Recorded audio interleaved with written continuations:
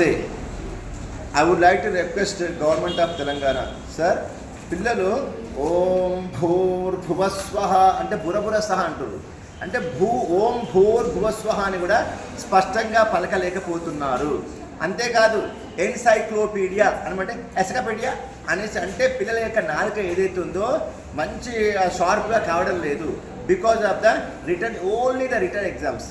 పిల్లలకి ఏంటంటే అటు ఓరల్ ఎగ్జామ్ ఉండాలి, అదేవిధంగా రిటర్న్ ఎగ్జామ్ ఉండాలి. అప్పుడు పిల్లలు మంచి స్పీకర్స్ అవుతారు, అరేటర్స్ అవుతారు, వక్తలు అవుతారు, కవులు అవుతారు, పండితులు అవుతారు, ఋషులు అవుతారు, నాయకులు అవుతారు, పరోపకార పరాయణులు అవుతారు.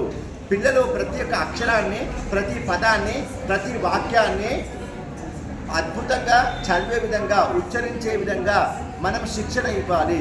మన యొక్క భారతదేశంలో ఉన్నటువంటి ఈ రిటర్న్ టెస్ట్ ఎగ్జామ్ ఏదైతే ఉందో దీనివల్ల పిల్లలు మంచి కవులు వక్తులు కావడం లేదు.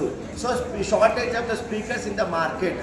కావున మంచి స్పీకర్స్ తయారు చేయాలంటే మనం తప్పకుండా ఎగ్జామ్స్ ఏవైతే ఉన్నాయో అవన్నీ కూడా 50% ఓరల్ టెస్ట్, 50% మనం రిటర్న్ టెస్ట్ పెట్టినట్టయితే తెలంగాణలో మన పిల్లలు చాలా డెవలప్ అవుతారు.